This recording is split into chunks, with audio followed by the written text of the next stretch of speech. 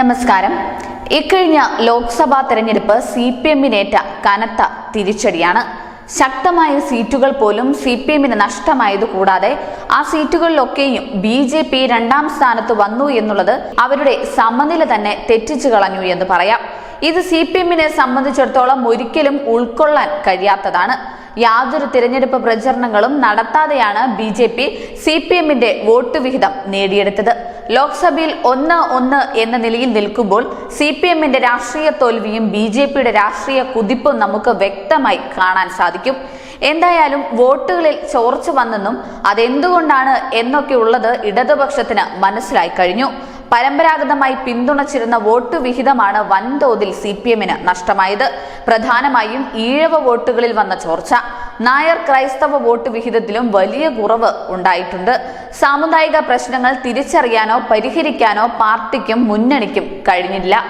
ജനങ്ങളോടുള്ള മുഖ്യമന്ത്രിയുടെ ശൈലിയിൽ അടക്കം കടുത്ത വിമർശനം CPI-യുടെ ജില്ലാതല നേതൃയോഗങ്ങളിൽ ഉണ്ടായിരുന്നുവെങ്കിലും സംസ്ഥാന കൗൺസിൽ അവതരിപ്പിക്കുന്ന തെരഞ്ഞെടുപ്പ് അവലോകന റിപ്പോർട്ടിൽ മുഖ്യമന്ത്രിയെ പരാമർശിക്കേണ്ടെന്നാണ് CPI എക്സിക്യൂട്ടീവിന്റെ തീരുമാനം.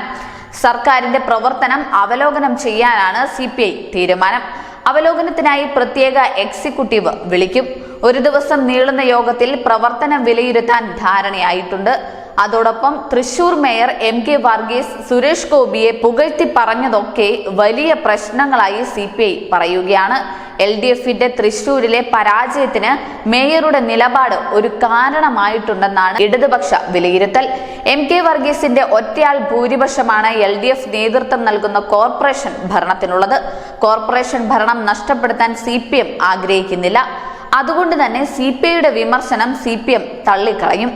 എന്നാൽ CPI അംഗങ്ങൾ പിന്മാറാൻ തീരുമാനിച്ചാൽ ഭരണം കയ്യിൽ നിന്ന് പോകും എന്നതിൽ സംശയമില്ല. ഇതിനിടെ പുതിയ മേയറെ സംബന്ധിച്ച ചർച്ചയും സജീവമായിട്ടുണ്ട്. അടുത്ത നിയമസഭാ തെരഞ്ഞെടുപ്പിൽ മേയർ BJP ടിക്കറ്റിൽ മത്സരിക്കുമെന്നുള്ള രഹസ്യ വാർത്തകളും ശക്തമാണ്. എന്തായാലും ജനങ്ങളോടുള്ള സമീപനവും സാമൂഹിക പ്രവർത്തനങ്ങളും ഒക്കെ നന്നാക്കിയാൽ മാത്രമേ ഇനി ജനങ്ങൾ നിങ്ങളെ അംഗീകരിക്കൂ. News desk news India Malayalam.